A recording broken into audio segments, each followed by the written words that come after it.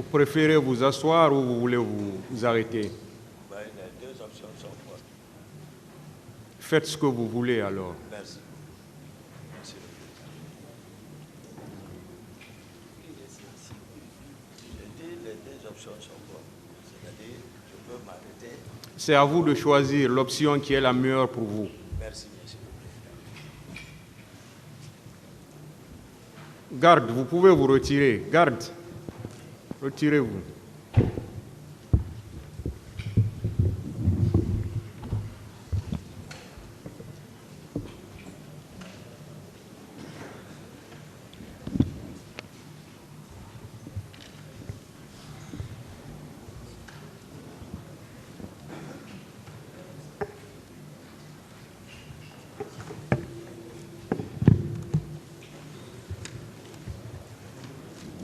C'est bon.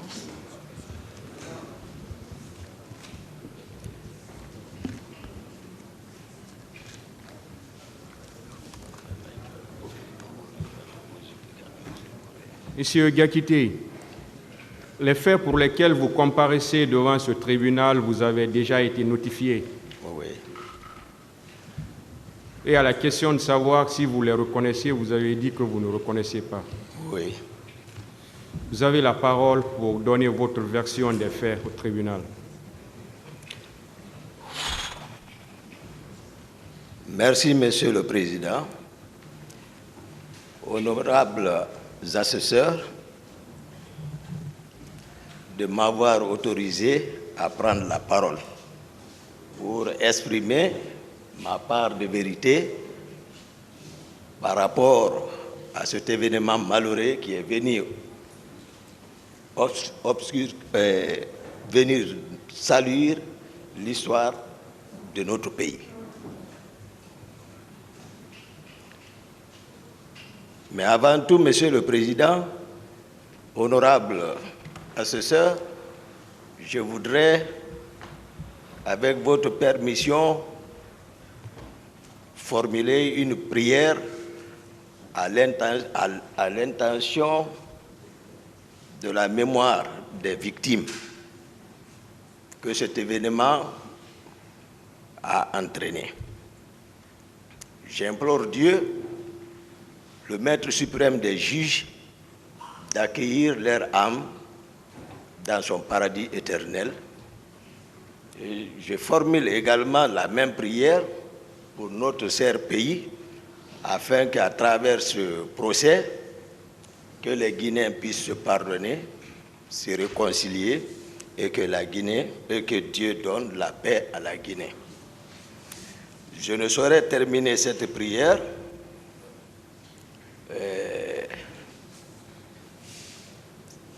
sans penser également à votre honneur, honorable assesseur, qui m'ont permis de m'exprimer par rapport à ça, et également au jeune ministre de la Justice, garde des Sceaux, qui a tenu la promesse devant le peuple de Guinée et qui a tenu parole par la tenue de ce procès et par ricochet au président de la République, c'est-à-dire le président de la transition, qui en a fait une priorité sectorielle de sa politique, la tenue de ce procès. Avant de continuer, Monsieur le Président, honorable cher assesseur,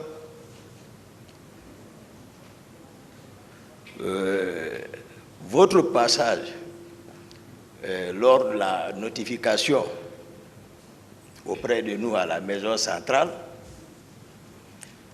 je vous avais tenu une promesse sincère que si le procès aurait lieu, que ce jour je n'allais jamais vous faire souffrir.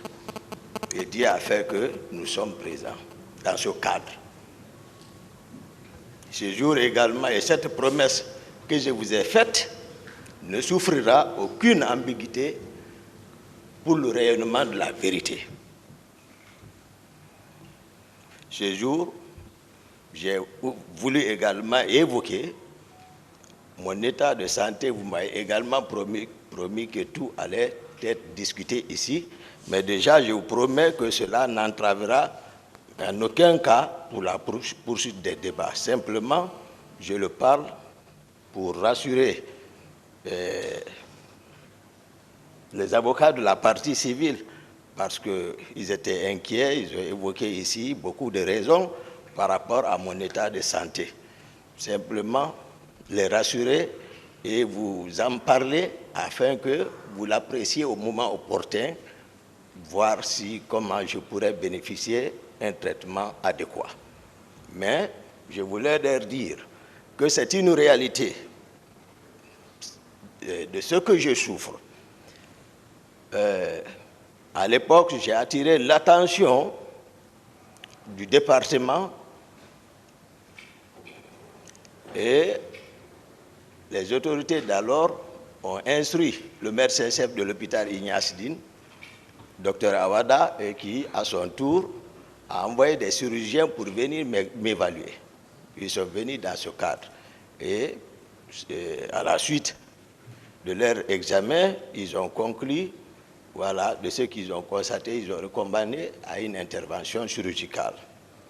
Donc je suis resté dans ce cadre.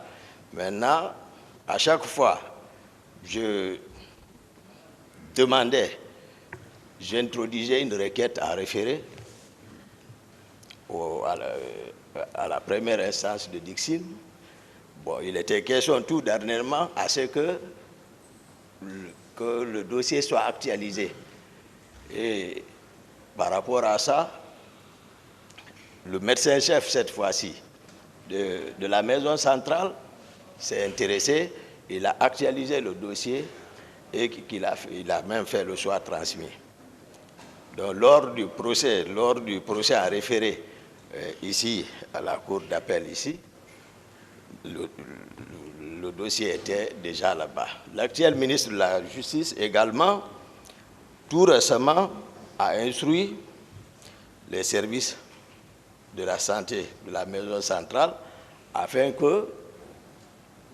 qu'ils évaluent mon état de santé et de le transmettre le dossier. Je sais qu'ils sont venus me voir, ça a été fait. Donc simplement, je voulais rassurer tout le monde que les médecins n'ont pas menti et tous les commentaires également faits par mes avocats, c'était une réalité. C'est-à-dire la maladie dont je souffre, on n'a pas besoin d'être médecin pour le constater. Il suffit seulement de voir à l'œil nu, à vue d'œil, et puis on s'en rend compte vraiment que ça, c'est une pathologie. Mais voilà, Dieu le Tout-Puissant veille. Parce qu'il nous dit, il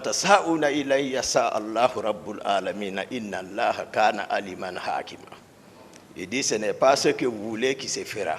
C'est ce que lui, le Tout-Puissant Allah, il veut, c'est ce qui va se faire.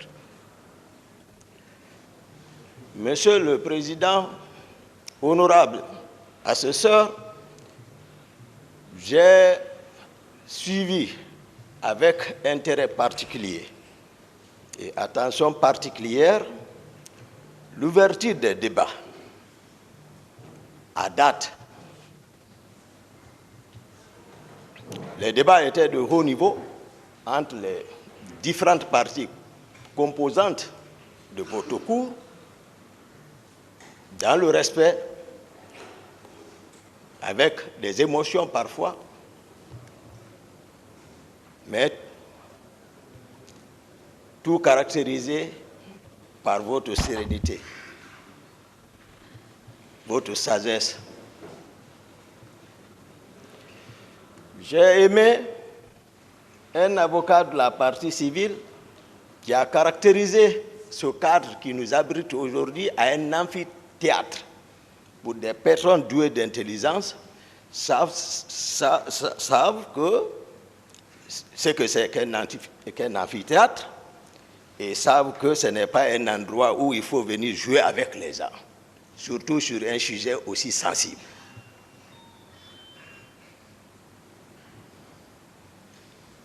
Donc, j'ai également observé des éminents avocats Ici, les grands babas, Maître Sampil est passé faire des observations qui m'ont profondément touché. Ici, voilà, par rapport à l'une de leurs inquiétudes ici, et je pense que par votre sagesse, vous avez tout observé et vous avez pris note et les choses se sont bien résolues et puis le procès continue. Monsieur le Président, chers assesseurs, je suis aujourd'hui ici résolu de faire la synthèse générale, en un mot le synopsis complet des événements du 28 septembre, dans la sincérité.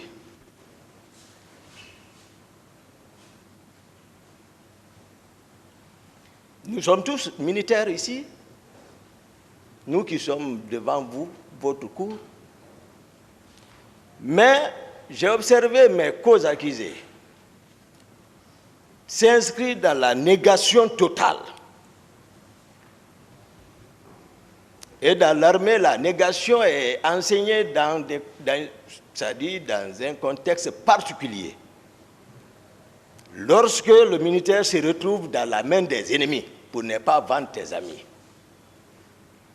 les consignes sont claires. Mais cependant, devant le peuple qui t'a recruté,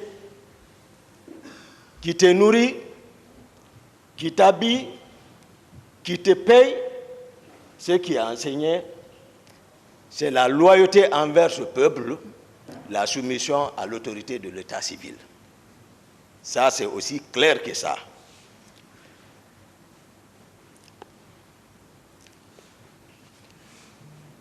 Malheureusement, pour certains d'eux, ils n'ont pas connu Toumba. Excusez-moi, Président, si je peux m'appeler Toumba, parce que voilà. Ils n'ont pas connu Toumba. Mais ils oublient que Toumba est né ici, grandi devant les gens ici, qui le connaissent, il a côtoyé des gens ici, il a fait toutes ses études ici, donc il n'a pas mal de promotion. C'est-à-dire, il se satisfait d'une simple conjecture quant à ce qui est vrai et ce qui ne le sera pas. Mais nous sommes devant l'histoire. Et pour gagner, il faut gagner cette histoire dans la sincérité.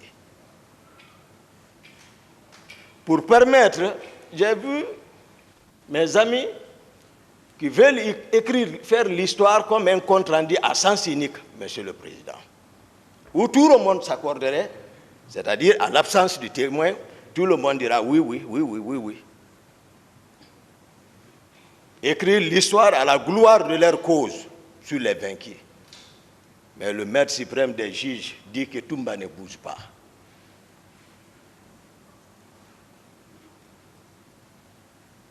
Toumba, il respecte. Toumba est un homme de parole. Mais Toumba n'a pas peur. Je n'ai peur que de tout-puissant Allah, qui m'a enseigné, il dit « Wa ma yashkuruna illa yasha Allahu huwa akhlu taqwa wa akhlu maghfira ». Et pour ça, il dit que cela n'est possible, c'est lorsque lui il veut. Et on ne doit craindre que lui seul.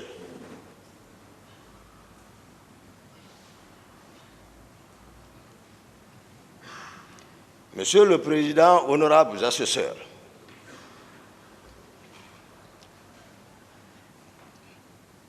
pour permettre à la Cour,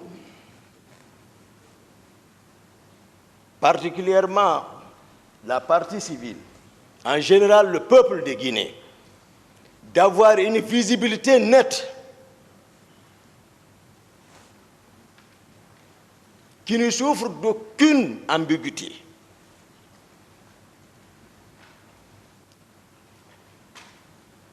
Je souhaiterais que vous me permettiez, parce que aujourd'hui, il y a une histoire entre moi et le capitaine Dadis, le président Dadis, je m'excuse, le président Dadis,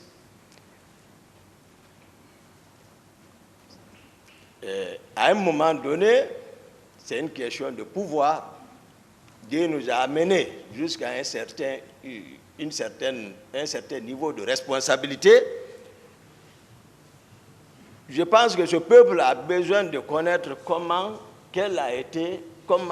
quelles sont mes relations avec le président Dadis, comment on s'est connus, parce que j'ai été trop caricaturé. J'ai été peint en noir. Le peuple saura qui est qui. Ensuite, comment est né le CNDD? Et troisièmement, parce que ça vous permettra, Monsieur le Président, de connaître les individualités. Parce qu'en aval, vous verrez pourquoi vous-même vous posez des questions. Pourquoi les gens osent agir comme ça, même sans acte officiel? Pourquoi? Vous le saurez à travers la prise de pouvoir. Le travail qu'ils ont élaboré sur le terrain, ce qui fait que c'est comme si tu as travaillé un sang, après avoir fini de travailler un sang, quelqu'un d'autre parasite pour dire que ça l'appartient. C'est un peu difficile à avaler. D'autres se reconnaissent là-bas. Donc, troisième point, parler de la structure du commandement à la présidence. Parce que je me suis rendu compte ici, d'autres qui sont passés ici, ils ne connaissent même pas la structure du commandement, de comment la présidence était organisée. Parce qu'ils sont venus d'ailleurs. Et se retrouver dans un milieu dont on ne maîtrise pas la structure, c'est que je ne sais pas qu'est-ce que l'intéressé apportera là-bas si ce n'est pas le désordre. Je vous donnerai, c'est-à-dire l'organisation stricte, c'est-à-dire les personnes qui agissaient sous acte officiel et d'autres par effet, sans acte officiel.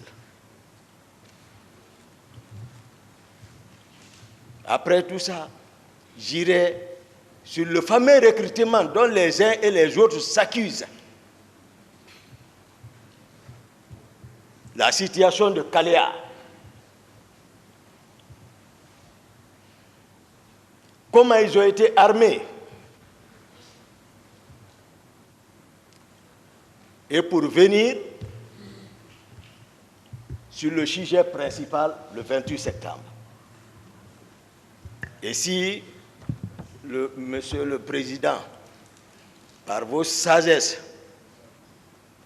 votre souci pour le rayonnement de la vérité, Messieurs les honorables assesseurs le permettent, puisque c'est un prolongement jusqu'à... Il n'y a même pas quelques minutes, j'ai écouté quelqu'un qui faisait allusion avec Koundara, pour qu'on rentre dans l'affaire de Koundara, pour éclairer, c'est-à-dire faire ici deux pierres un coup. Tout ce que moi j'ai fait, c'est bien réfléchi. Donc voici ce sur quoi je voudrais humblement demander, c'est-à-dire votre honneur, honorable assesseur, c'est-à-dire faire une rétrospective un peu pour voir d'où est parti, pour vraiment, parce que vraiment c'est une question nationale. Mais je n'ai dedans contre personne. Eux qui sont ici savent ma sincérité. Ils savent qui est Toumba. Je ne mens pas, moi. Non, je ne mens pas. Et je suis fier que l'histoire là soit jugée par la justice de notre pays. Peu importe. Mais moi, je suis fier. Parce qu'après, je n'aurai aucune réprobation à me faire, moi. Moi, je jure devant le maître suprême des juges. Ici, Toumba arrêté. Si je falsifie un virgule sur ce que je dirais sur ça, que Dieu ne me pardonne pas. Moi, Toumba. Mais j'ai des amis là, je ne déçois pas les gens. Même les gens qui rentrent entre moi et Dadis, ils ne savent même pas qu'est-ce qu'il y a entre nous. Ils ne savent pas. Ils parlent seulement. Ils mettent l'huile sur le feu, ils opposent les gens. S'ils le savaient, ils n'allaient pas le faire. Mais je ne mens pas. Si Monsieur le Président me permet, je peux... Vous avez la parole. Merci, Monsieur le Président. Honorable assesseur, c'était en 2007-2008. Je venais d'être muté à la Direction générale des services de santé des armées comme chef de service cardiologie. J'étais le médecin-chef du bataillon des Rangers basé à Soroncone. Mon directeur général des services de santé des armées d'alors, il est présent, Dr Djabi, il est ici. Imminent chirurgien, il ne prenait pas un patient au bloc sans demander l'avis de Dr Diakité. Il est ici. Les rapports médicaux pour l'étranger, la plupart étaient élaborés par moi.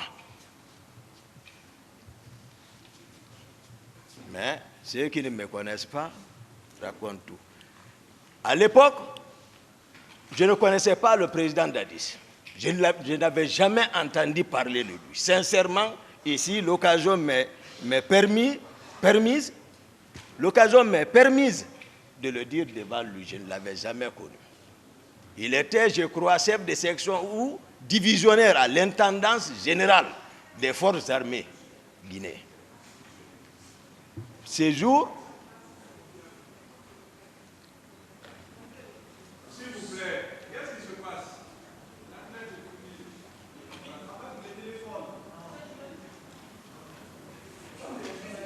S'il vous plaît, messieurs, on ne filme pas avec les téléphones. Vous avez compris? ces jours, je disais, je me reprends, le président Dadis était à l'époque chef divisionnaire ou chef de section à l'intendance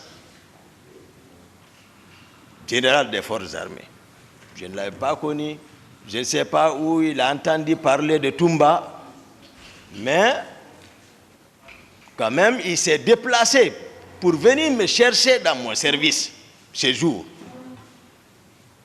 Malheureusement, il ne m'a pas trouvé. Mais il a cherché mon numéro avec les collègues médecins, ils l'ont donné. Le lendemain, je viens au service, c'est tout le monde qui me rencontre pour me dire « Dadis te cherche, Dadis te cherche, Dadis te cherche ». J'ai dit « Qui est Dadis ?» Il dit « Tu ne le connais pas ?» Non. Parce qu'il est généreux. Lorsque vous rencontrez Dadis, c'est que votre problème est réglé. Donc tout le monde le connaît, quand il bouge, c'est le monde qui est derrière lui. Chacun pose ses problèmes. J'avais un stagiaire à côté de moi, un certain M. Keta, il m'a dit, grand moi je le connais, docteur, mais ne va pas. J'étais au déjeuner, le petit déjeuner le matin, mon téléphone a sonné. Il me dit, c'est qui? J'ai dit, oui, c'est Toumba. Toumba, c'est toi? Oui. Attends, je t'envoie, où tu es? Je t'envoie quelqu'un. Il a envoyé un jeune. Lui, il est venu me trouver, on est parti à son bureau. Le monde était là-bas, on m'a annoncé seulement, il a ouvert, il a laissé tout le monde, on s'est enfermé dedans. Première rencontre avec le président Dadis. Première rencontre. Ce jour, rapidement après les présentations d'usage, rapidement, pour résumer, il m'a présenté sa vision. J'ai compris qu'il était vraiment concerné par le pouvoir. On s'est mis d'accord. Au cas si ce n'est pas un coup d'État, j'ai dit je suis partant. Puisque le pouvoir de Lansana Conté était presque arrivé à son apogée. On s'est accordé. Lui aussi, ce n'était pas non plus, ce n'était pas son option de faire un coup d'État. Dès que je lui ai donné mon accord, il me dit accompagne-moi quelque part. Il a laissé tout le monde, on est sorti, on est parti à Kipé. Ce feu colonel Keleti Faro. Je n'avais pas connu ce monsieur. C'est lui qui m'a amené le même jour. On se rencontre là-bas. Il dit, on a gagné Toumba avec nous. On sait, parce que la réussite, c'est la vision et la stratégie. Mais il faut évidemment des objectifs spécifiques et général et spécifiques et un plan. On a élaboré ça là-bas. Spécifique d'abord, c'était le grand Coplan, qui est assis ici. C'est un frère que j'ai toujours respecté, pas aujourd'hui. On se connaît avant Dadis, dans les arts martiaux. J'ai été champion de Guinée devant eux, devant leur club. Mais c'est un frère. Il m'a aussi entraîné. C'était pour l'affaiblir. Tout le monde savait qu'au temps de Conté, lors des différentes mutineries, Pivi était beaucoup renforcé. C'est lui qui était en position de force. On s'est dit, il ne faut pas que nous, les cadres, on s'assoie et que l'autre décède. Le hasard conduit un analphabète. Voici comment on m'a convaincu. Donc, il fallait affaiblir Pivi. Il est ici, je le dis. Lorsqu'on s'est quitté, je suis rentré chez moi, j'ai informé ma mère pour bénéficier de sa bénédiction. Paix à son âme. 2 jours, Dadis m'a invité chez lui. Je suis parti en compagnie du jeune qu'on appelle Alpha Amadou Baldé, que vous parlez, le gendarme là. Il y a son nom, mais il est absent. On s'est rendu là-bas à 2. Ils l'ont dit, Toumba, il y avait beaucoup de militaires là-bas. Granco Pivi était encore ce jour là-bas. Ils ont dit à Dadis, Toumba est venu. Il est sorti, il m'a rencontré, on a sympathie. Après, voilà, je suis rentré. Moi, c'est Dadis qui m'a habitué l'argent. Je ne connaissais pas l'argent. Moi, ce que je connais, c'est l'entraînement et les études. C'est tout. Le Coran, l'école, les entraînements. Donc, c'est comme ça, on a travaillé. Au bout de 3-4 mois, c'est pour cela que je vais nommer un ici, Marcel. Voilà, Marcel,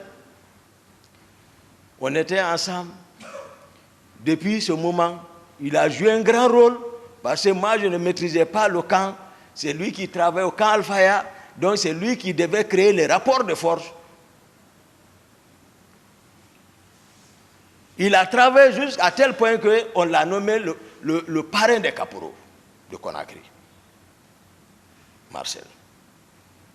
Donc, au bout de quelques mois, Pivi n'avait personne derrière lui. Ce jour, rapidement, à 0 heure, nous étions dans un motel. Moi, capitaine Dadis, d'abord, excusez-moi, pour renforcer notre rapport, capitaine Dadis a fait venir un grand féticheur. C'est un homme, je reconnais. Le nom est Foromo. Il l'a fait venir de la forêt.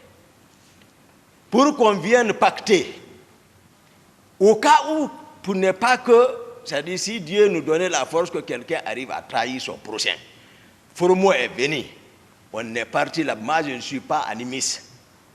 Mais si je m'abstenais, même si on réussissait, ils allaient penser autre chose.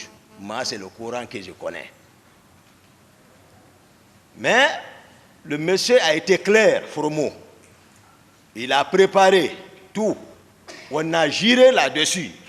Moi, Dadis, Marcel et autres, même le commandant de son salon là, était là-bas. On a géré et le monsieur a ajouté, je n'oublie pas, il ne faut pas qu'il oublie parce qu'à laisser l'hymen, c'est comme aujourd'hui on venait de le faire. Il a ajouté, celui qui trahit entre vous prendra une balle.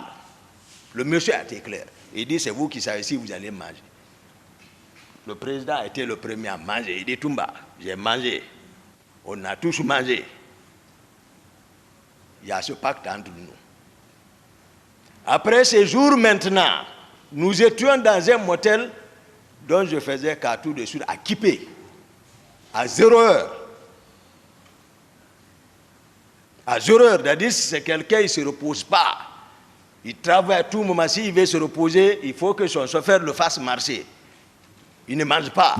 Toujours calcul, pouvoir là. Donc on était là-bas, il dormait sous une paillote à côté de moi. Il se reposait. Il y a Begré, dont on parle là, qui a beaucoup travaillé dans l'arrivée du pouvoir là. Bien qu'il n'a pas de niveau, mais c'est à cause de son effort, il a bénéficié. Vous allez connaître toutes les individualités dedans pour vous permettre d'apprécier vraiment, afin que le ministère public puisse savoir qui doit aller à la maison, qui doit rester. Il ne faut pas qu'on s'emporte tous comme ça là. Ce que tu n'as pas fait comme ça, parce que maintenant ils se rendent compte de la chose. Maintenant, ils veulent non, ça ne peut pas marcher. Begré est venu me souffler à l'oreille. Begré relevait du camp Kamaen à l'époque. Mais c'est lui qui mobilisait les hommes là-bas. Parce que, voilà, sa voix passait là-bas. Pour mettre main sur le camp Kamaen, c'est Begré qui jouait ce rôle. Ils étaient deux. Mais toujours, nous sommes ensemble en réunion avec Dadis. Donc ce jour, à 0 heures, Begré est venu me souffler à l'oreille. Il dit, on l'a informé que le président Conte est mort, paix à son âme.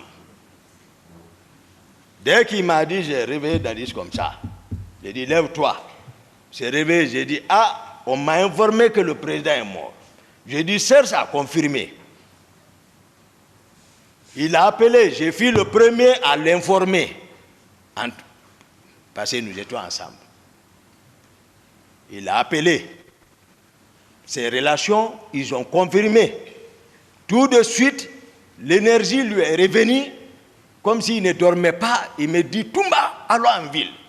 J'ai dit, non, on ne va pas en ville, sinon on risque de se faire prendre. J'ai dit, donne-moi l'argent. Il m'a donné l'argent. J'ai dit, bon, prends ton véhicule. On a l'habitude de laisser les hommes chez lui, à domicile. Tu vas leur prendre rendez-vous au camp Alfaya. Il dit, tu as raison. Il est parti, on s'est quitté. Je suis resté, j'ai donné consigne, j'ai partagé l'argent aux autres. Nous étions au nombre de 16 personnes. Chacun a réussi, j'ai donné consigne, rentrez, vous préparez rendez-vous au camp Alfaya. Marcel était avec moi et un autre. J'ai dit, vous, nous bougeons ensemble. Marcel et moi, on est venus chez moi, à domicile. J'ai dit, bon, toi, tu habites au camp. Tu rentres d'abord au camp, tu te habilles, tu te prépares, tu observes, tu viens me chercher encore. L'autre a oublié son arme, j'ai dit, tu vas chercher ton arme, tu viens me trouver à la maison. Et ce qu'il fit fait, Marcel est venu, l'autre est venu. Pendant ce temps, Dadis est arrivé avec sa troupe au camp.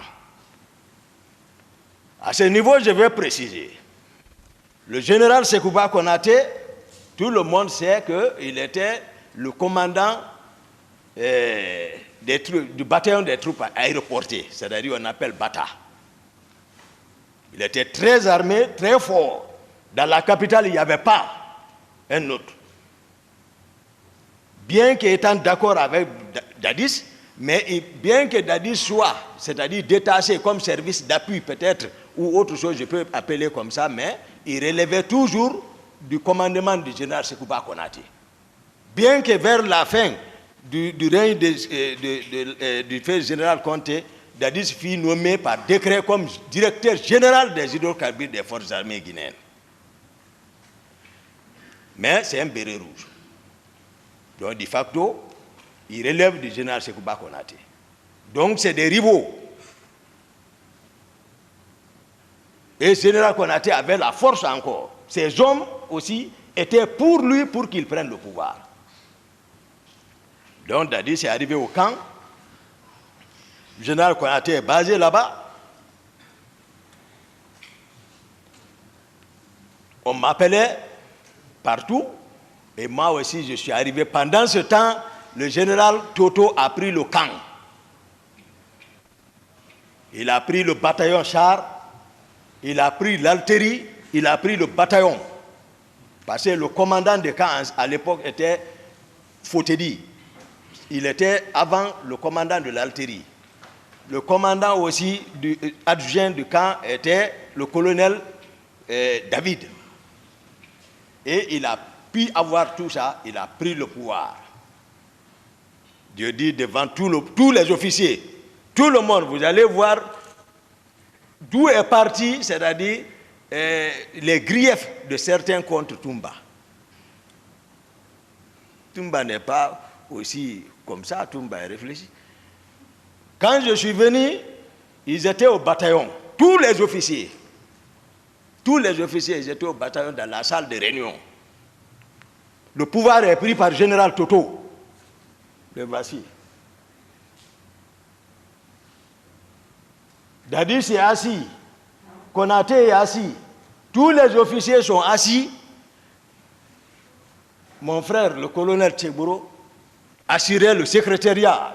Toto préside, il parle, lui il note. Tous les autres sont assis.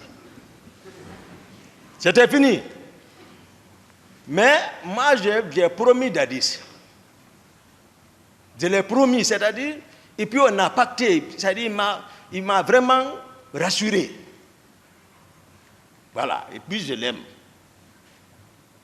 Ça, c'est clair. Moi, lorsque je jure sur le Coran, je ne reviendrai plus en arrière. Parce que Dieu dit, Ya ayyuhallazina amanu, lima taquluna ma la taf'aluna. Kabura magtan inna Allahi an taqulu ma la taf'aluna. Il dit, vous les croyants, ne dites pas ce que vous n'allez pas faire. Si vous le faites, il dit, c'est un grand péché. Ce n'est pas un petit péché, c'est un grand péché. Là où moi je suis arrêté, je sais que ce que je dis, ce qui sort ici, il y a les anges qui notent. Il dit, il dit, chaque âme que j'ai créée, il y a l'ange gardien qui note. Je ne parle pas pour parler. Je ne veux pas que les gens divisent. Nous divisent, ce n'est pas bon. Je suis sincère. Le colonel Tchegboro, qui assurait le secrétariat pour le général Toto, lui, il a encaissé. Je suis venu, j'ai dégagé le garde-corps qui est dehors. Et ils sont enfermés dedans. J'ai brisé la porte, je suis rentré. Il y a eu silence et le général Toto a balayé du revers de la main comme ça. Ils sont ici non qu'à être sincères. Ils auront confiance. Comme ça. Il dit, mais ça c'est de l'indiscipline. J'ai dit, quoi? Qui? J'ai dit, là où tu es arrêté, assis, tu ne bouges pas. Tu es arrêté. Oui. Aussi, si ce n'est pas vrai ce que je dis, il y avait un civil là-bas, un seul civil était là-bas, il s'appelle Demba Dafé. Il était je l'ai vu dans la mouvance RPG, il était député, un noir grand, il était là-bas. Assis dans la, j'ai dit de se lever, jeune homme, j'ai remis l'arme, j'ai dit flanque-toi. Il s'est assis. Je suis parti contre Tchegboro. J'ai ramassé les papiers en bas de lui, ce qu'il notait. Et tous ils ont fui. Ils ont laissé la salle. Mon patron, lui, c'est maintenant, il s'est approché. Voilà. Maintenant, quand je le quitte, les gens, les Bunduka, qui est préfet de Fra, ils viennent, ils prennent Dadis, ils vont le effrayer là-bas. Quand je viens, ils fuient. Jusqu'à, on a imposé là-bas, on est sorti là-bas. Déjà, ils sont faibles. Ils ont compris que c'est gâté. On s'est rendu d'abord à Bata maintenant. À Bata. À Bata, moi j'ai assuré la sécurité totale pour montrer que Dadis est présent. Au bataillon, même Grand Pivi n'était pas dedans là-bas. Pivi même, je le voyais, lui aussi cherchait pour que si on pouvait le supporter, si on ne s'entend pas là-bas, lui aussi prend. Ouais. Il était en bas.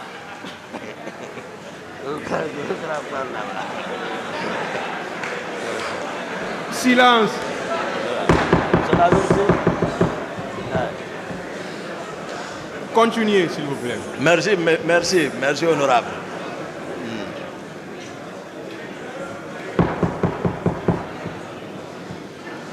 On est... Silence, s'il vous plaît.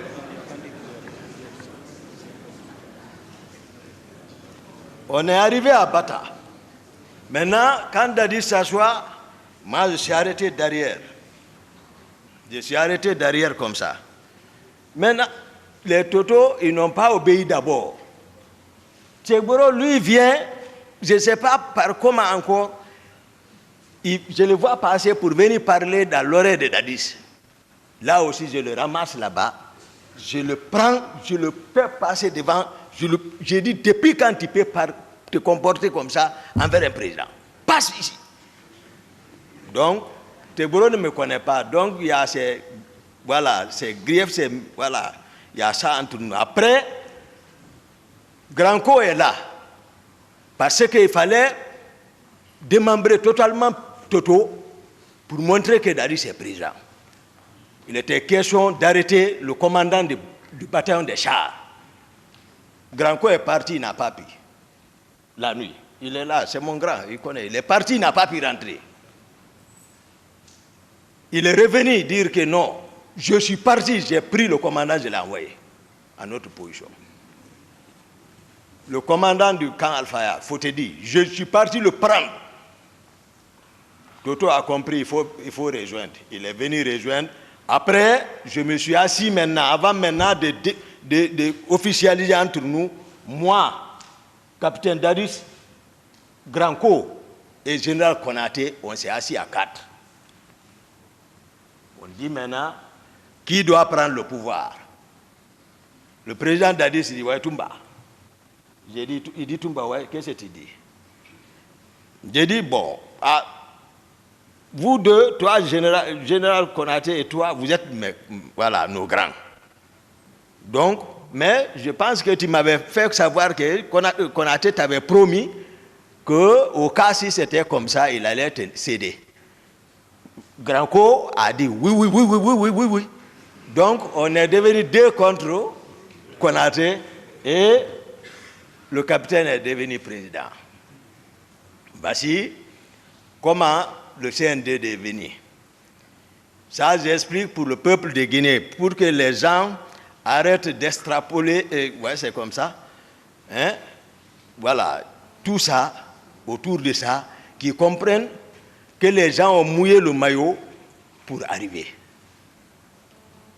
Donc, Marcel, aussi, comme je l'ai fait comprendre, c'était un plié, c'est un de nos pliés qui a travaillé, qui a mobilisé les hommes.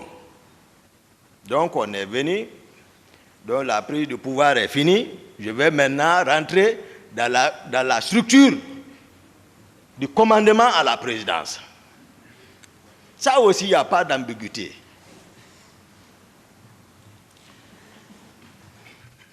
Les premiers décrets, mon grand co, ministre chargé de la sécurité présidentielle, c'était un nouveau poste. Parce qu'on se posait la question, ça allait entraîner des conflits de compétences, mais néanmoins, seul Dadis, je ne suis pas dans son secret. Voilà, à partir du moment où nous on a fait notre travail, maintenant il est couvert par le maire suprême des juges, Dieu, c'est lui qui l'investit maintenant, donc il ne faut pas le demander maintenant, il faut qu'on respecte. Donc nous on est resté dans ça maintenant. Donc moi je suis devenu l'aide de camp du président de la République. Maintenant, je vais vous expliquer un peu, parce que tout s'y passe ici, ils parlent régiment comme s'ils étaient devant les militaires. Il faut expliquer un peu aux autorités civiles ce que c'est qu'un régiment. Voilà. C'est-à-dire, prenons les compagnies. Supposons les compagnies selon les nomenclatures. Si c'est française ou américaine, les Français vont aller à 150 hommes, une compagnie. Ou une compagnie renforcée, 200 hommes. Bon, prenons 200, mais 5 compagnies vont donner un bataillon. Maintenant, plusieurs bataillons vont fournir des régiments. Ça, c'est des milliers de personnes. C'est comme ça le régiment. Mais qu'est-ce qui a fait gonfler? Parce qu'à la prise, du pouvoir, d'autres ont fait venir le bataillon des commandos chinois qui était basé à Kindia et ils sont descendus, dirigé par l'actuel inspecteur des forces armées, colonel Abdoulaye Keita. Lui, il est descendu pour un renfort. Le bataillon des commandos Rangers basé à Soronkoni sont descendus aussi à Conakry. Tout ça pour renforcer, pour prendre le pouvoir. Donc les deux bataillons se sont rencontrés à la présidence. Lorsque c'est moi qui ai relevé toutes les positions du fait général Lansana Conté, personne ne m'a dit. C'est moi qui ai relevé tous les camps.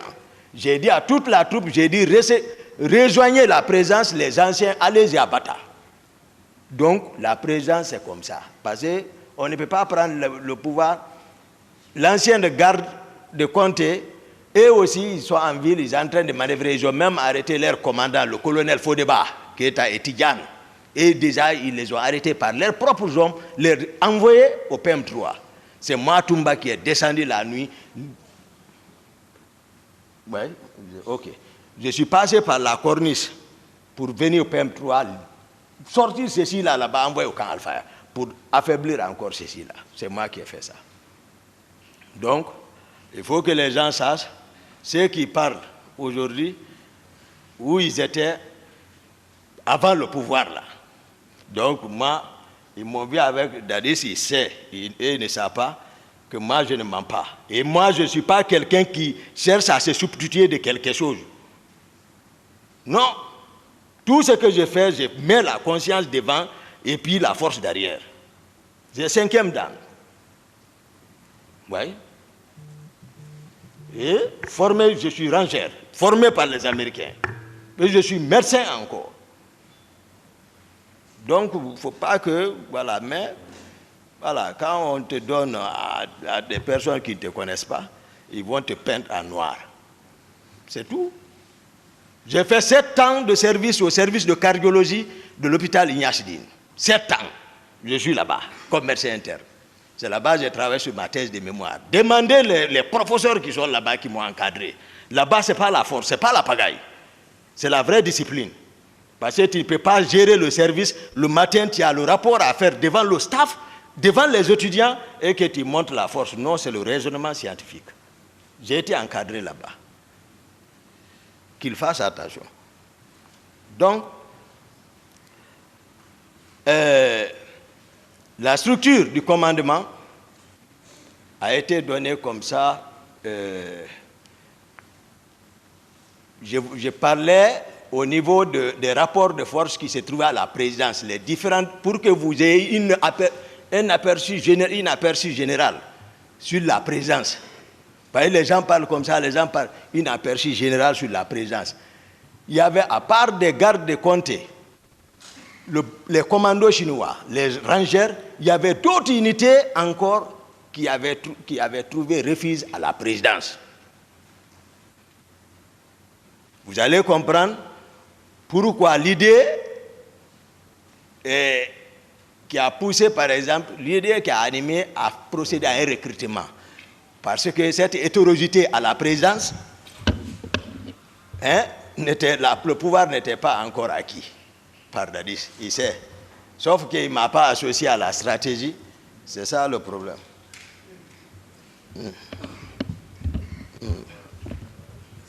Donc, le commandant maintenant, j'ai parlé, le régiment, j'ai défini ce que c'est qu'un régiment. Une compagnie, 200 hommes, disons 1000 hommes, un bataillon. À partir au-delà de ça, 2000, 3000, 4000, 5000, 6000, 10 000, ça fait des régiments. On peut organiser comme ça un régiment, donc régiment. Le régiment peut aller au-delà de la présence sur toute l'étendue du territoire national. C'est-à-dire on va parler régiment, commando, tous les militaires qui sont dotés de coiffures rouges, de bérets rouges. Le décret nommant le commandant du régiment, c'est le colonel Aïdor, qui a été nommé par décret comme commandant du régiment. Et lui, il était l'adjoint de Konaté à l'époque des faits, à Bata. Et le commandant adjoint du régiment, c'était le colonel Alphonse Touré.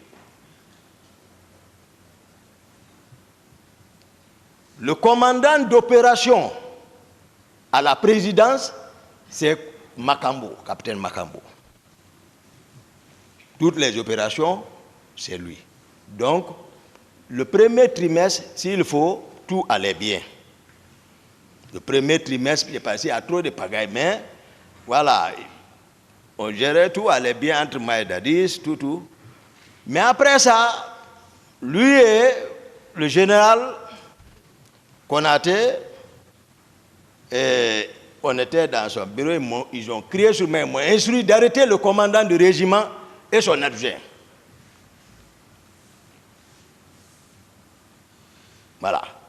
Et l'actuel inspecteur des forces armées, Abdoulaye Keita, de les arrêter. Je suis sorti, je les ai arrêtés. Donc, il n'y avait plus de commandant du régiment. On s'est retrouvés, moi, Dadis, nous trois, dans le bureau du président. On s'est retrouvés. Moi, je vais avec les données techniques. C'est pas... Maintenant, la question s'est posée, qui doit commander le régiment? Ils m'ont dit, ah bon, voilà, Toumba, tu sais, tu es lieutenant, donc le lieutenant ne peut pas.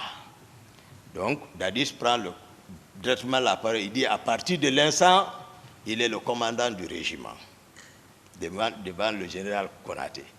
Il dit, Konaté, tu es mon adjoint. Ça s'est passé comme ça. Moi, je ne mens pas sur lui. Non. Non. Pendant ce temps, après ça, ça allait bien. Dès lors que lui-même il s'est désigné commandant du régiment, ce qui s'est passé, d'où est venue la pagaille?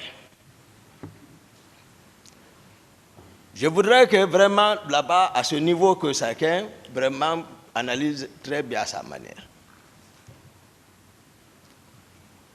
Le protocole de sortie à la présidence. D'habitude, moi, Dadis m'appelle. Il me dit, Toumba, voilà, on doit partir, j'ai le programme, préparons la sortie. Moi, je suis aide de camp, c'est sa protection physique. Sa sécurité physique et sa protection physique est le salon qui relève de mon commandement. C'est ça l'aide de camp.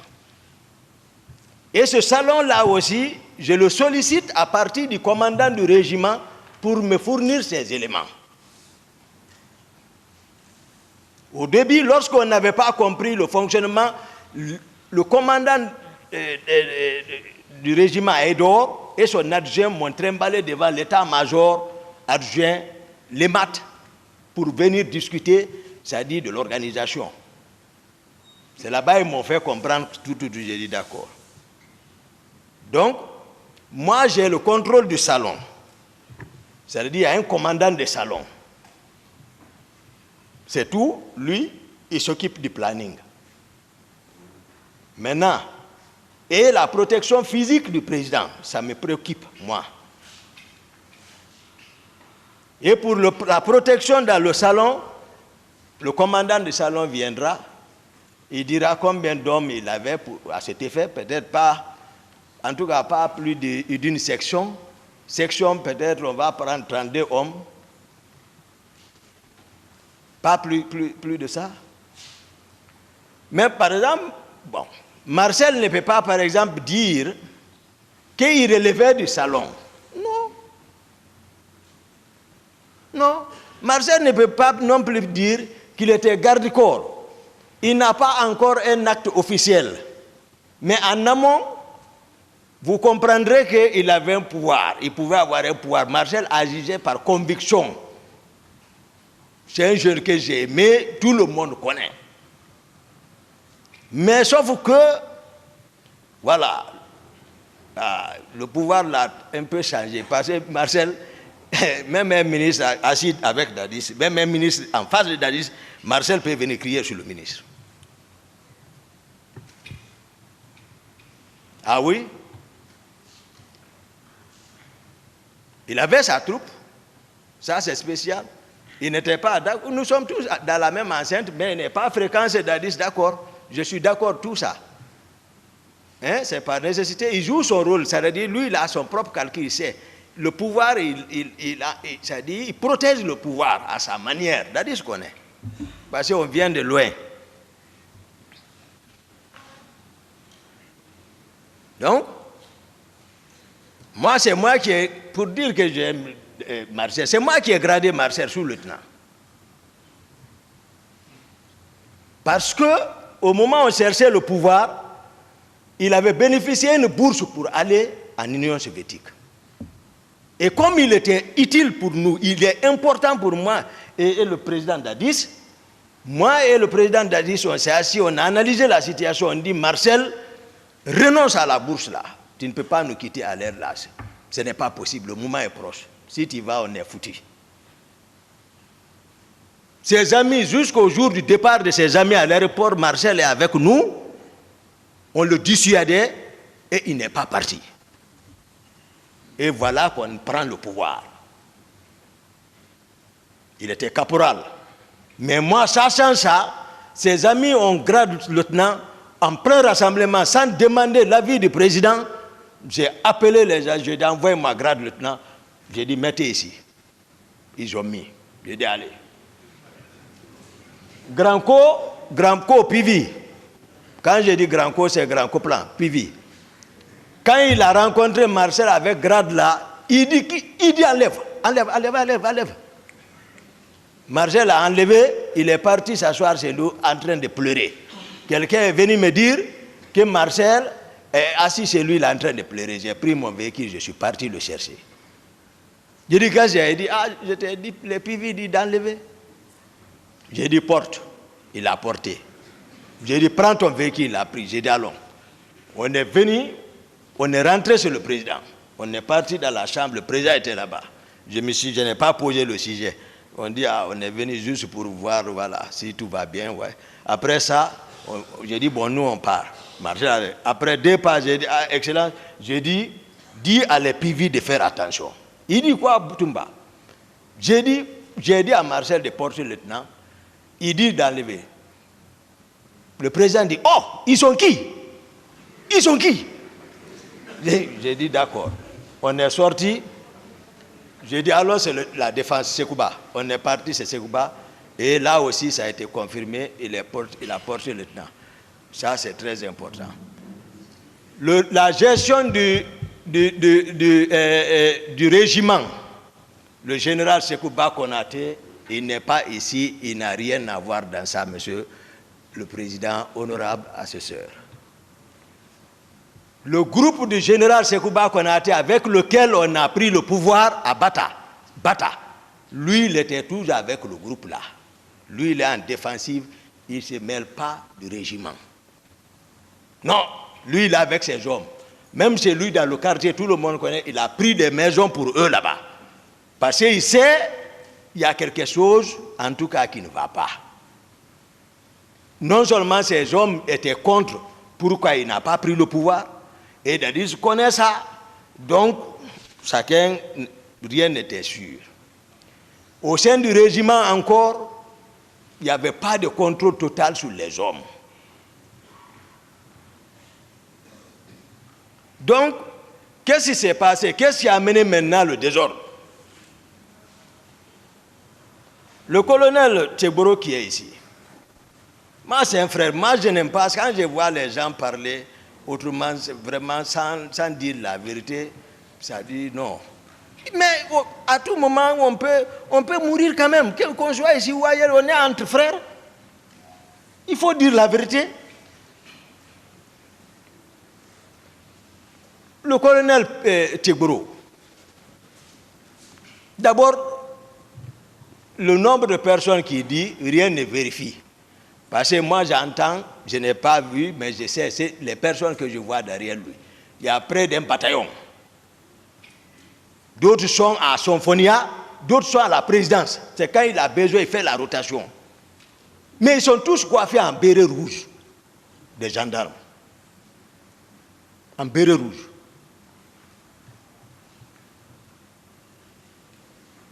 C'est raison pour laquelle, un jour à la présidence, il est resté en plein rassemblement. Le régiment était contre. Ils n'ont pas pu se ressaisir. Ils sont partis les trouver à rassemblement. Ils les ont attaqués, frappés, à cause de bonnet la rouge. C'est le président Dadis qui est sorti ces jours en culotte. Je n'étais pas là-bas. Il est venu calmer la situation.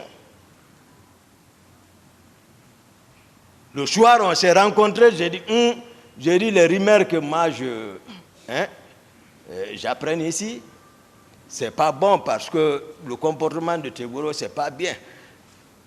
Et non seulement il a raison, il a arrêté certains, mais sauf que lorsqu'il dit les éléments de Toumba. Non. Moi, je n'ai pas d'éléments dans l'armée, chacun a une fonction bien définie là. Le pouvoir est pris, il y a le président, il y a la structure qui est mise en place. Donc, il enfermait les gens, les militaires, ça murmurait. Le béret rouge et gendarme, ça ne peut pas marcher. Il est à l'enceinte de la présidence. Les autres voient leurs camarades enfermés là-bas.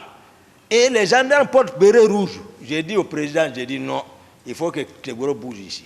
Il faut qu'il quitte. J'ai dit, il faut qu'il sorte de la présidence. S'il doit jouer son rôle, il n'a qu'à sortir. Bon, là aussi, il est venu me voir. Ah, Toumba, si tu fais ça, c'est une honte. J'ai dit, si tu veux, il faut disparaître ici. Mais il faut quitter. Donc, il s'est un peu déplacé, sorti de la cour à la rentrée. Tout le monde connaît Alfaya. La deuxième rentrée vers Imbaya là-bas.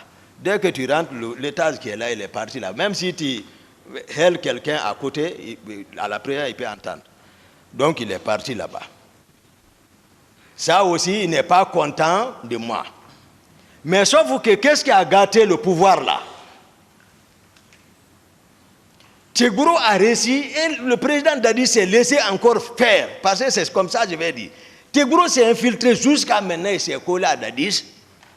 Et il a intoxiqué les Makambo, parce que le président Dadis maintenant est commandant du régiment.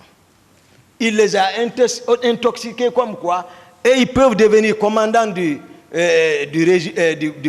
la garde présidentielle, et Marcel, voilà, aide de camp, tout. Et maintenant, le protocole de sortie a changé. Je le dis, le président est ici. C'est pour cela que je sais que les avocats m'attendent pour dire pourquoi tu sors, tu laisses le président derrière. Je vais vous expliquer, je ne mens pas sur quelqu'un. Non. Le protocole de sortie a changé. Moi, je reste, on ne me consulte plus, je suis écarté. Moi aussi, je suis sur moi. J'apprends seulement, le président est sorti. Il est à Bambeto, avec la jeunesse de Bambeto. J'ai dit, comment ils sont partis? Tegboro est monté à ta place, Makambo a coordonné, ils sont partis.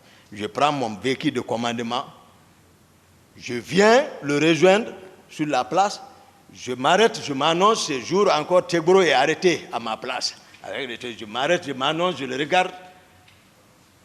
Après, il quitte, je viens, je prends ma place. Je n'ai rien dit. Le jour, le président Abdoulaye Wade est venu au palais. J'ai appris que le président déjà est au palais. J'ai pris encore mon véhicule, puisque officiellement, en attendant, j'assure, tant que ça va, c'est bon. Mais si ça ne va pas, les gens vont me reprocher. Moi, je sais. Je viens encore, je le cherche, je viens, je m'annonce, celui qui est assis à ma place quitte, je m'assois. Le jour où le colonel Tegboro a organisé par sa communauté une lecture du Saint-Coran au bataillon, là aussi, j'apprends qu'ils sont partis. Néanmoins, je viens, je prends mon véhicule, je les rejoins. Celui qui était à ma place, il a quitté. J'ai appris qu'il est parti à Imbaya. Je sors, je le cherche, je ne l'ai pas vu. Ce qui m'a fait peur, le président est ici. Trop, c'était trop. Le président me dit, Toumba, on va sortir. J'ai dit d'accord. Vers 18h, accompagne-moi à débricaser mon intendant particulier, Gono. Gono doit venir ici. Sangaré, capitaine Gono.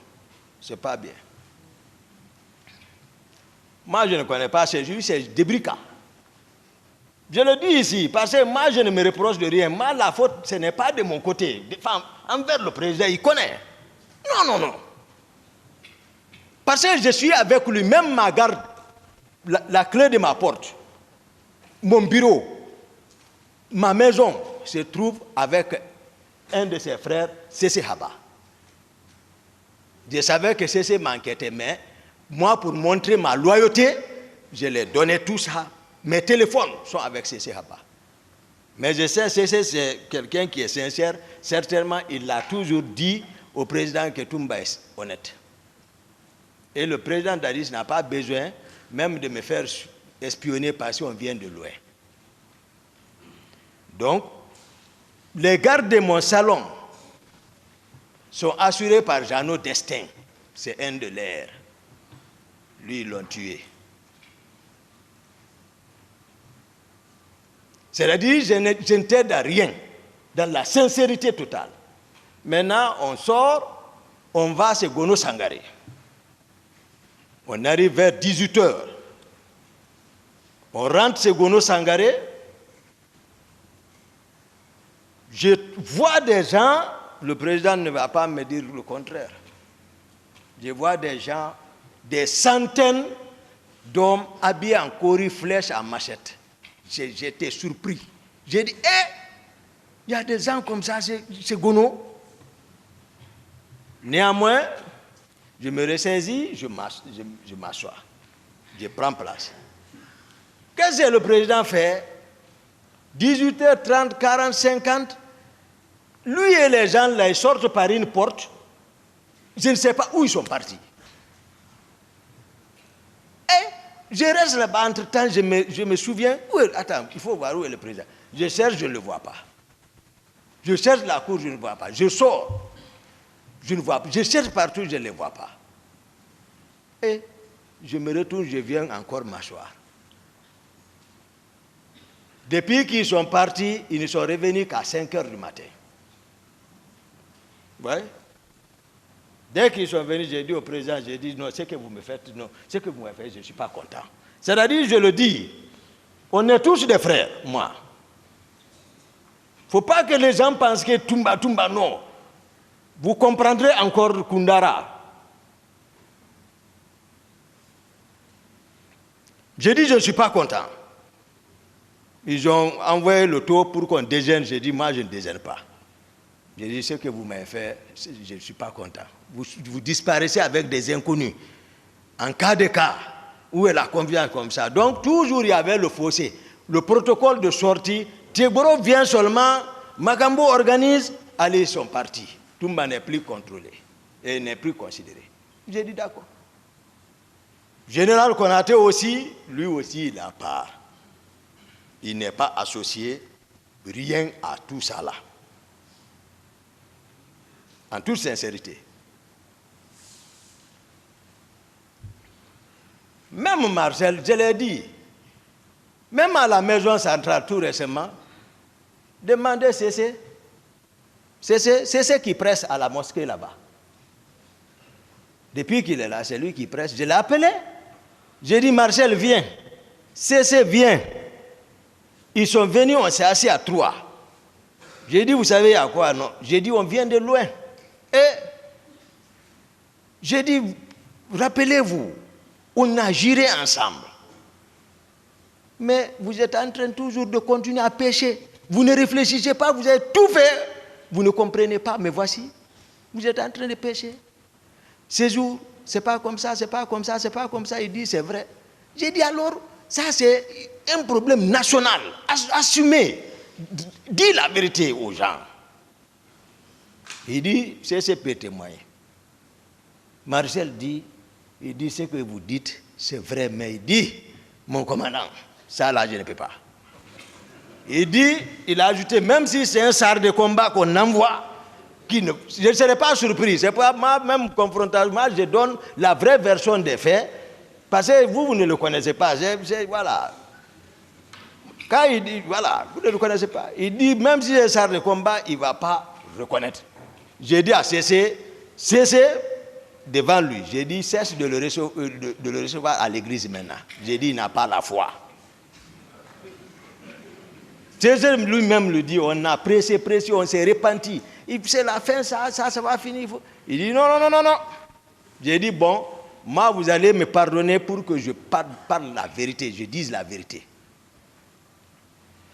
Donc, le colonel Tchegbro, moi je parle, l'armée peut-être, ceux qui ont vécu, qui étaient à l'époque des faits, à la présence, savent ce que je dis que c'est vrai. Le colonel Tchegbro, tous ces hommes sont coiffés en béret rouge.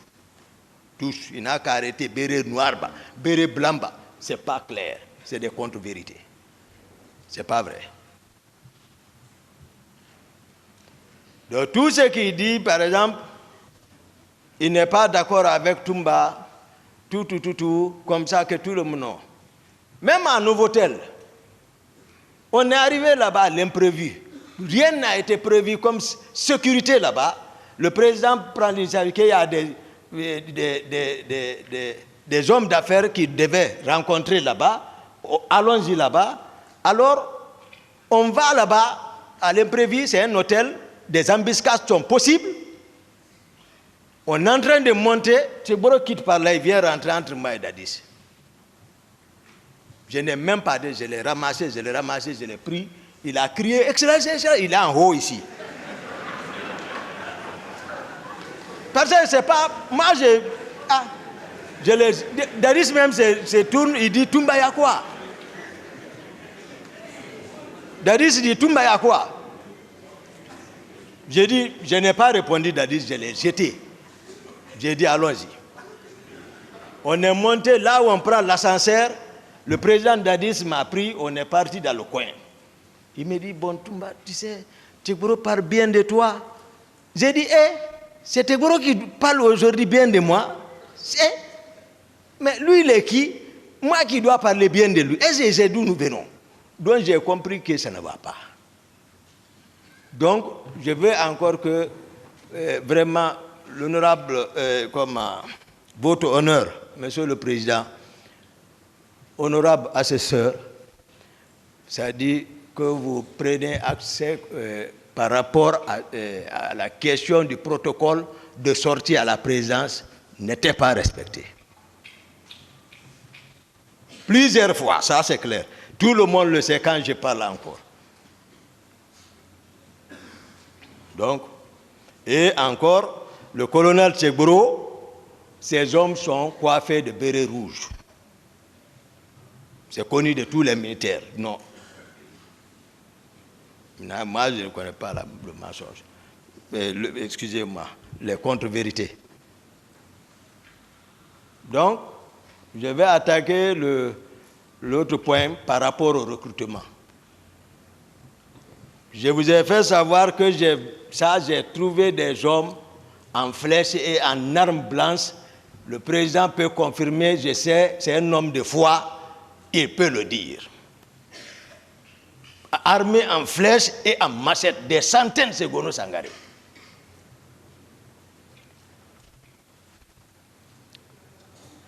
On va parler maintenant du recrutement, parce que quand tout va bien, c'est-à-dire on ne parle pas, c'est-à-dire au moment où on est, comment dire ça, comment formuler ça, c'est-à-dire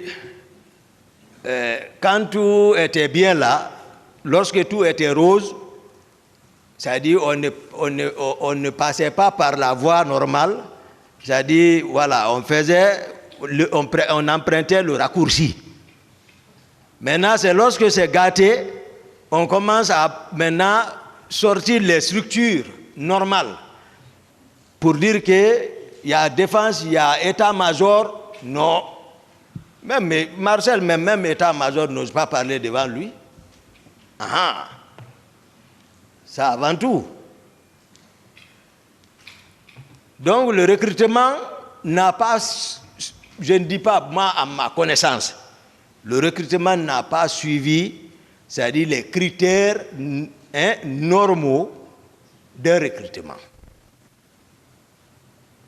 Parce que moi je me souviens au temps de Conté, lorsqu'il y a recrutement, c'est des quotas qui sont répartis à travers les 4 régions naturelles. Pour dire, la Basse-Guinée, 100 personnes, toutes les préfectures relevantes de la Basse-Guinée, hein, première région militaire, tous les cas relevant jusqu'à Koundara, le quota est réparti de 100 personnes. On dit Haute-Guinée, 100 personnes. Guinée forestière, 100 personnes. Moyenne Guinée, 100 personnes. Donc c'était un équilibre total. Mais cette fois-ci, il était question, moi je ne disais pas parce que je n'étais pas consulté maintenant, de recruter et de, c'est-à-dire, muter le régiment en place, les faire remplacer par les autres, occuper, voilà, comme Napoléon le dit, faire commander par ses propres hommes. Donc le recrutement est parti comme ça. L'effectif exact, je ne connais pas. Mais tout le monde a entendu le ministre de la Défense que c'est 9000 hommes. Donc, ce qui est une disproportion par rapport à l'échelle nationale. Parce que si une seule... voilà, je ne vais pas parler de... Moi, je n'emploie pas de communauté pour ne pas blesser toute une communauté. Moi, je vais seulement dire les proches de Dadis, c'est tout, comme ça. Parce qu'il y a des autres qui n'ont rien à voir avec Dadis, malgré tout. Donc, il y a eu le recrutement. Même moi, j'ai eu un quota. Même les Marcel ont eu un quota. Même le général Konaté a eu un quota. C'est-à-dire chacun a eu un quota. Mais sauf que, après le recrutement là, il y a eu une sélection sélective. Tous ceux qui ne parlent pas le patois, tu n'es pas la bienvenue à Kaléa. C'est qu'il y a l'école d'instruction de la Marine nationale, après Koya, là où on appelle 66. Ça, c'est le compte de la Marine nationale. Donc tous ceux qui ne sont pas de l'autre côté sont là-bas. Mais spécificité, ça c'est Kaléa, c'est fini. Là-bas, Kaléa. Ça c'est clair. Maintenant, ceux du 66 ont été délocalisés vers le centre d'instruction de Kishidougou et de Kankan. C'est ceux-là, après leur formation, beaucoup se sont retrouvés en eau et forêt, ceux de Kankan, et dispersés, affectés dans les différentes unités. Ceux de Kishidougou, c'est à l'arrivée du général Konaté, par indiscipline, il les a radiés. Si vous suivez les radios, ils continuent toujours à réclamer, même au temps d'Alpha Condé, leur matriculation. C'est les gens de Kishidougou, ça. Donc, de l'autre côté, c'est là-bas. Moi, je ne suis plus, c'est-à-dire Toumba est écarté du commandement. Je connais. Moi, je suis là-bas parce que ça fait mal. Je suis là-bas. Maintenant, un soir, il y a un groupe qui a débarqué, les Makambo, ceux qui coordonnent ceci, les coordinateurs de ça, le chef d'opération, d'abord l'argentier, l'intendant particulier Gono Sangaré, Makambo, Bienvenu Lama, c'est lui qui était de l'autre côté là-bas. Voilà, et Dadis Kamara, le président Dadis. Parce que l'ordre partait de lui, il est le commandant du régiment, je vous ai déjà expliqué ça. C'est-à-dire qu'on enlève ambiguïté par rapport à la question de qui est commandant du régiment. Non.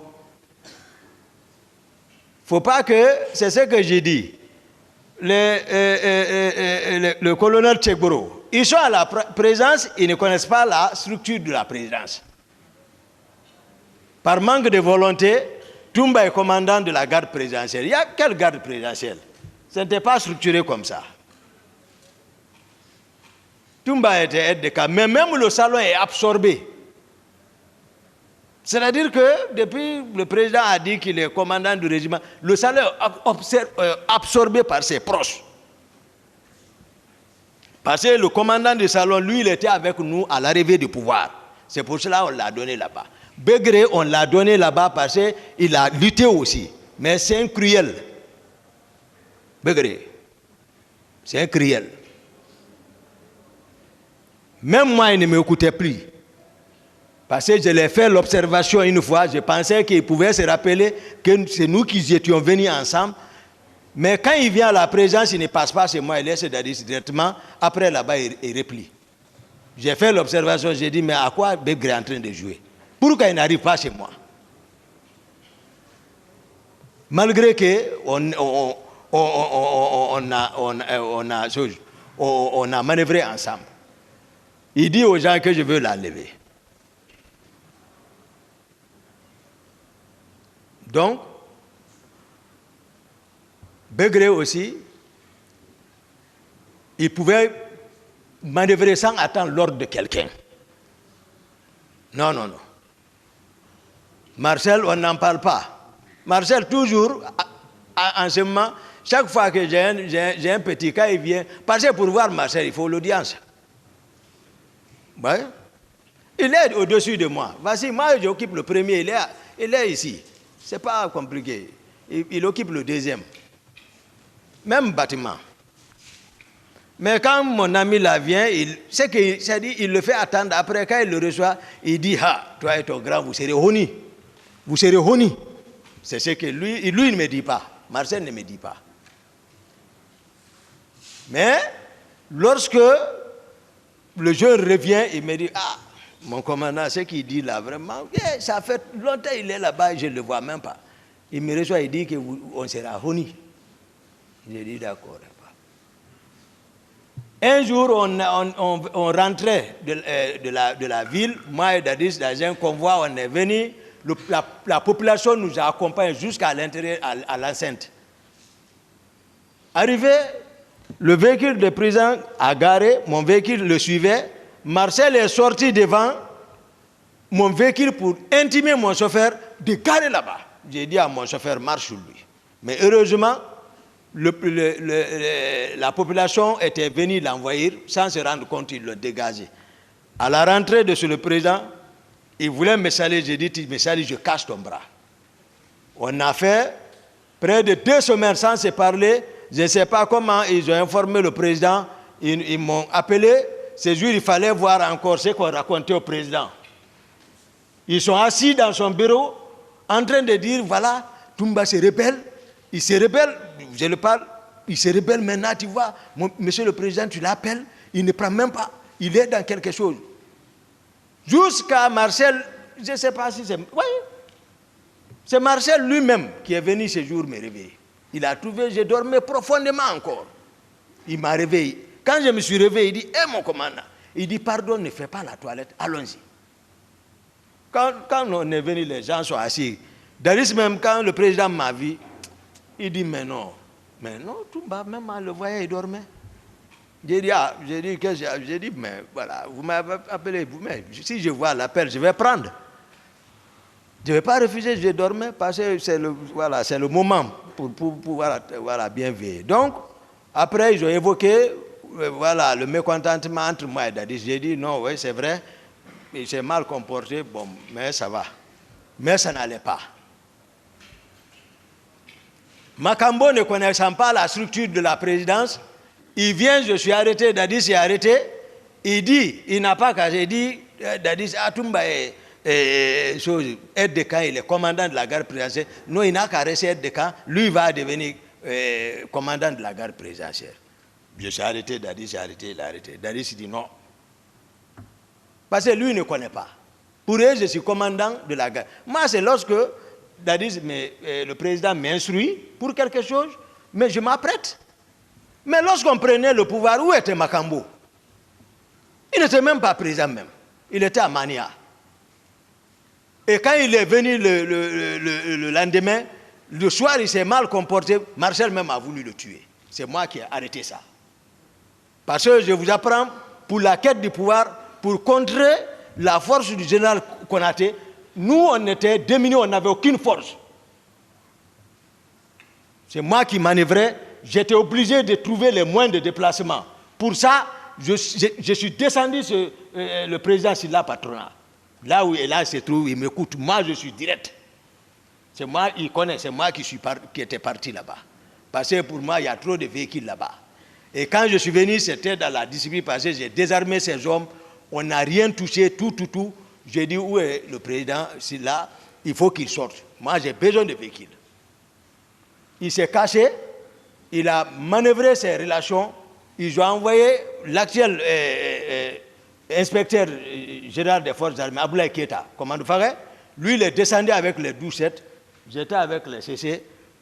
Et là, ils se sont pris avec les CC, ils les ont maîtrisés, ils sont venus me trouver assis dans la deuxième cour tranquille. J'ai dit, qu'est-ce qu'il y a? Il dit, non, on nous a dit les bandits sont venus ici. J'ai dit, non, ce n'est pas les bandits. J'ai dit, bon, prends place. Donc là où était caché le président Silla, il a compris que vraiment ce serait, il dit, bon, appelez-les. Ils m'ont appelé, on est monté. Il dit, mais voilà, je suis monté avec Aboulaye Keita. Il dit, bon, maintenant il y a quoi? J'ai dit, non, moi j'ai besoin de 2 pick-up et les 4 camions. Il dit, mais c'est pour lui. J'ai dit, non, c'est urgent. Il dit, mais il faut qu'il émarge. J'ai dit, d'accord. Il a envoyé, j'ai signé. Au nom du CNDD, j'ai signé. Il a ordonné de sortir, on a sorti. Ils ont pris un de ses véhicules pour ses enfants. Il m'a dit à la fenêtre, j'ai dit, retournez ça. Après, j'ai pris les autres, on est parti au camp.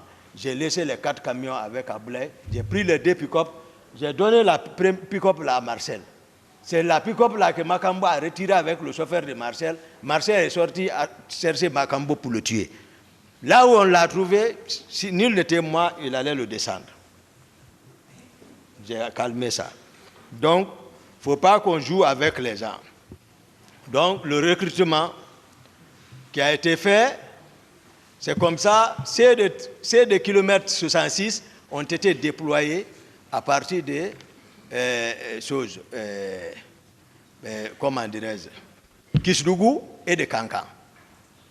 Maintenant, je disais ce soir-là, je parlais ceux qui coordonnaient les activités là, j'ai cité ici l'intendant particulier Gono Sangaré, qui était pleinement, il ne fallait pas jouer avec le pouvoir. Lui, c'est pas comme qui a posé la question entre l'institution et la personne, non, lui c'est la personne qui choisit. Tout ce dont je vais vous citer là, c'est la personne et ils vont choisir. C'est-à-dire, on ne dérange pas à la personne du président Dadis. C'est-à-dire, ils l'ont couvé comme poulet et son poussin. Toumba n'avait pris de rentrer. Ça, c'est clair. Ne sachant même pas où nous étions, d'où nous venions. Donc,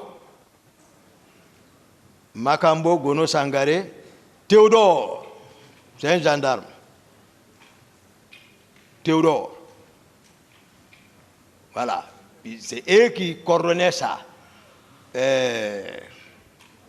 Qui passait, ça fait longtemps. Voilà. Même Pivi, le grand corps même n'est pas impliqué dans l'affaire de Kaléa.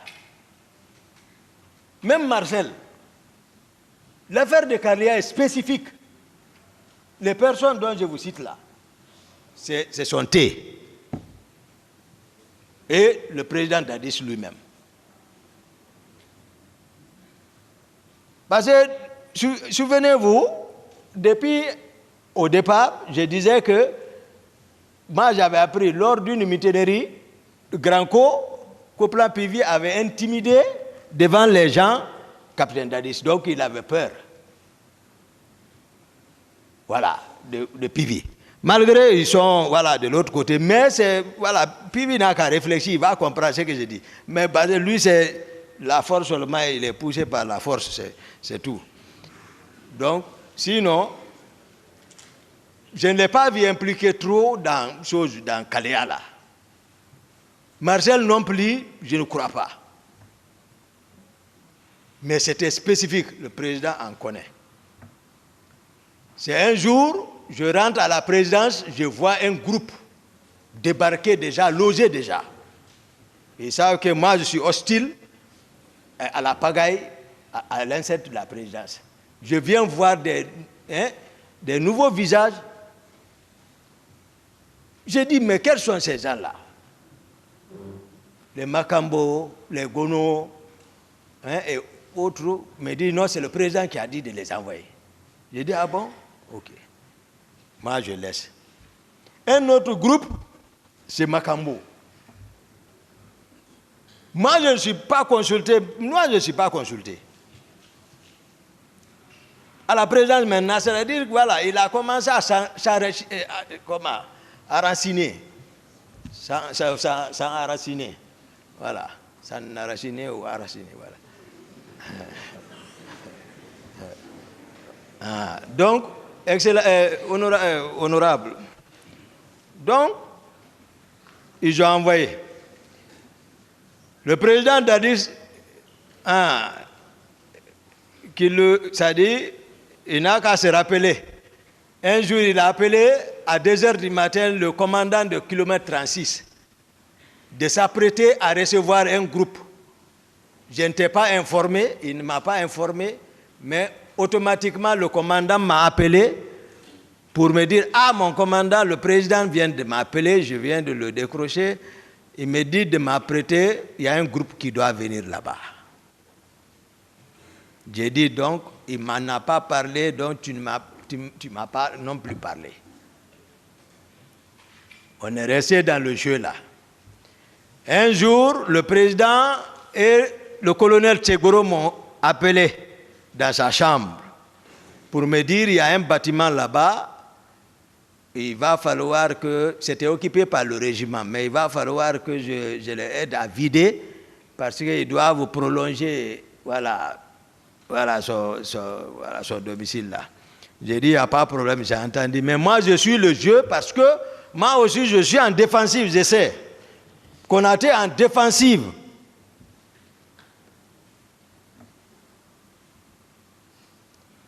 Donc, on est resté comme ça.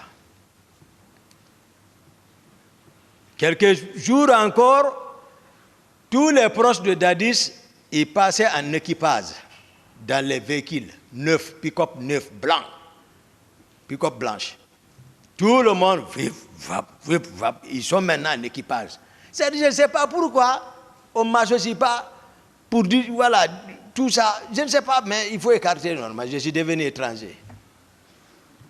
J'ai dit d'accord. Marcel a l'équipage 0. Makambo a l'équipage 15. Fourmi, l'autre jour, Marcel a dit que, comme on peut parler de la Numba qui joue avec les instruments de musique, mais Fourmi relève de la Numba quand même. L'équipage 25. Fourmi relève de là-bas. Voilà. Moi, je ne suis pas là à jouer avec les gens. L'histoire du pays, on ne peut pas la falsifier quand même. Ce n'est pas possible.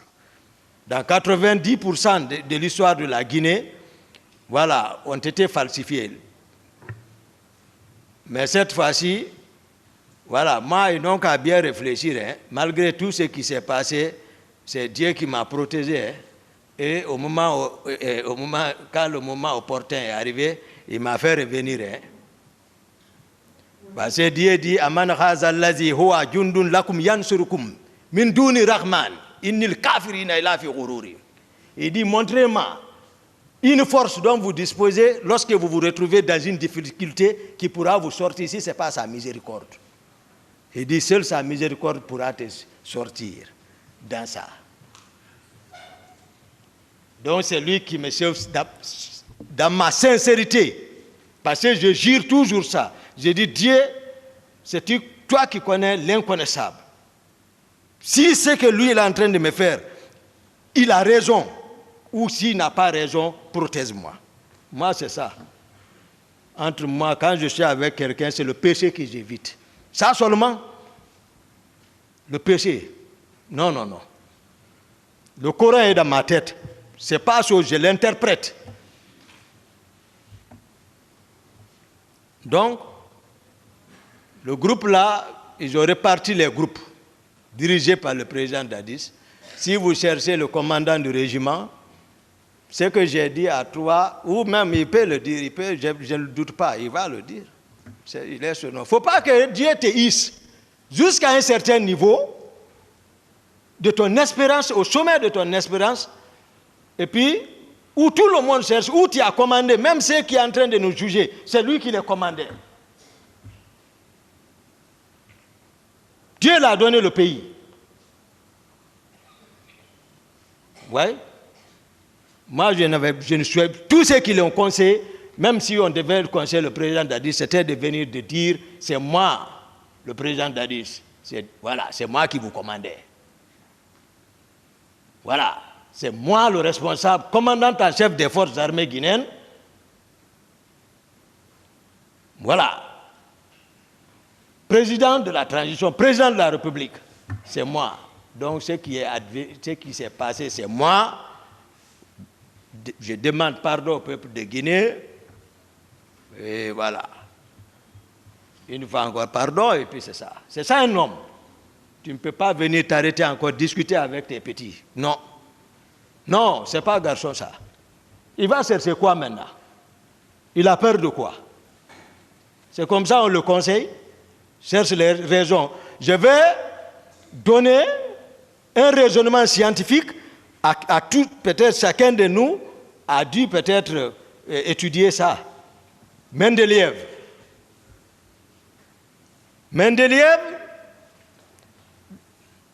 avec les éléments chimiques,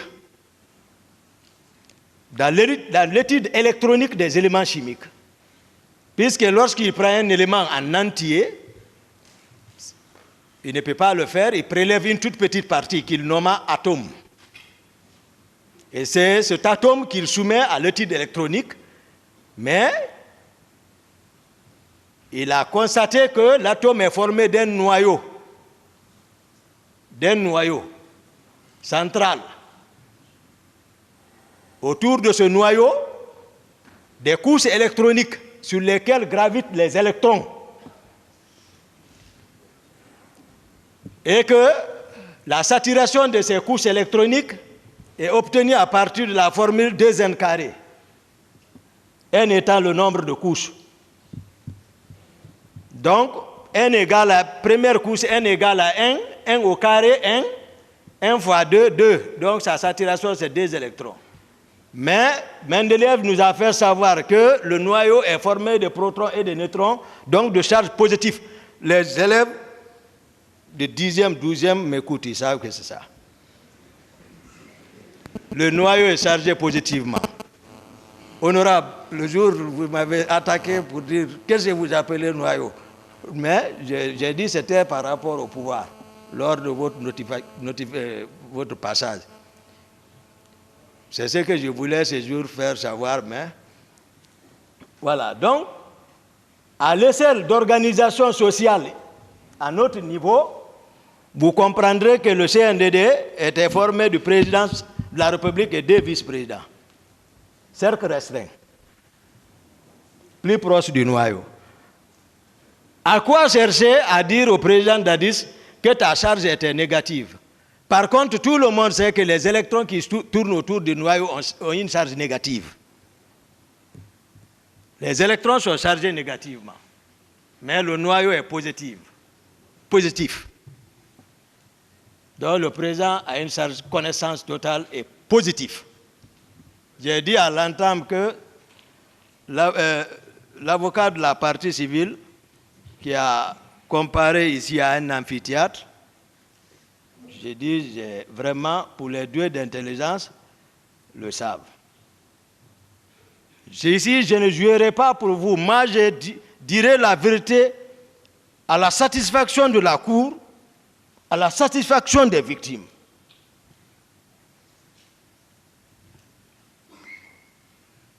Donc, c'est comme ça, j'ai constaté les hommes de Kaléa à la présidence. Les hommes de Kaléa, c'est Gono Sangaré. Les hommes de Kaléa, coordonnés par Gono Sangaré, Makambo, Théodore et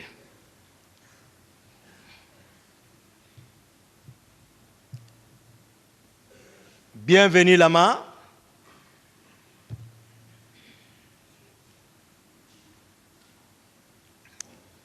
Voilà. Ils sont coordonnés par ceci.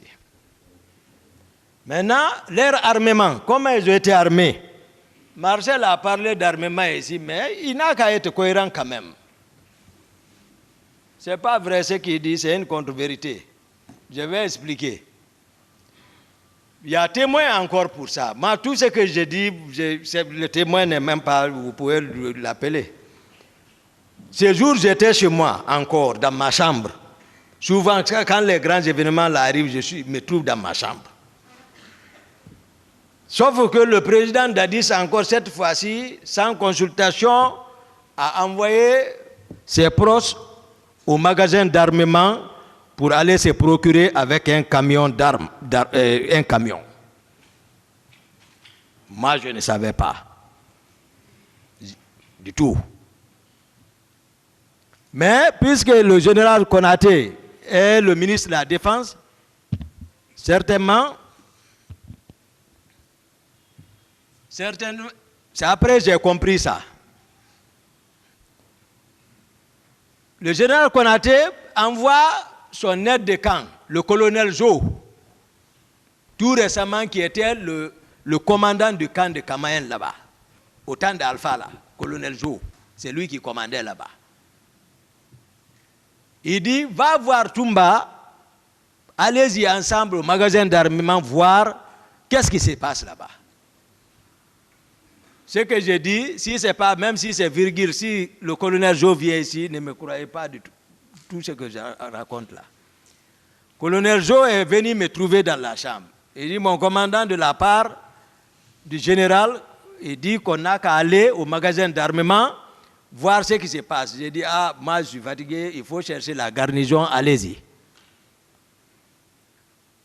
Il est parti chercher la garnison, ils sont partis, eux aussi ils ne savaient pas ce qui se passait, ils sont partis trouver le groupe là et le camion.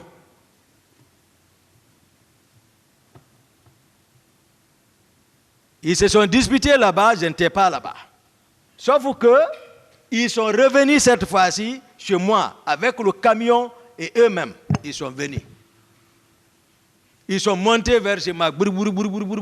Il criait. Je sors, je dis, qu'est-ce qui ne va pas? Il dit, non, le président nous envoie pour prendre les armes, les deux là, vont nous déranger là-bas. Après, je m'approche de la fenêtre, je regarde, je vois le camion avec les armes. Je regarde le colonel Jo. J'ai dit, tu as compris, c'est le président qui les a envoyés, donc va voir le général, dis-lui comme ça.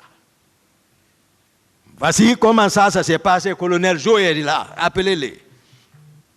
Il est là-bas.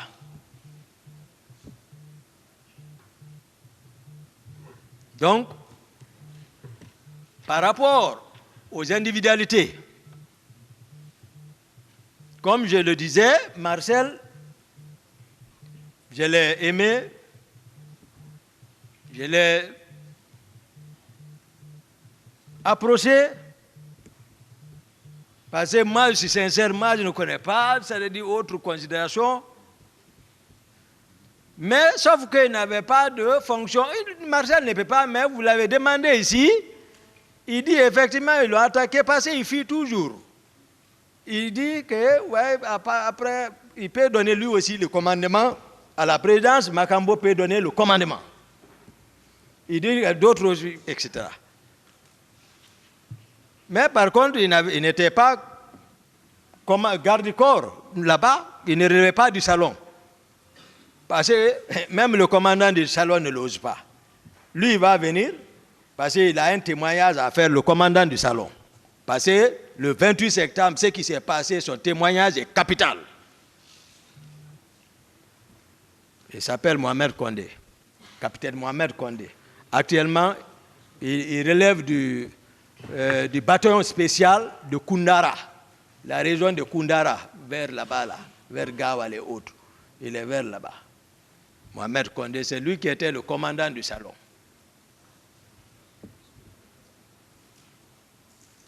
Donc, mais Marcel avait un pouvoir. Alors, je vais maintenant venir sur le sujet principal.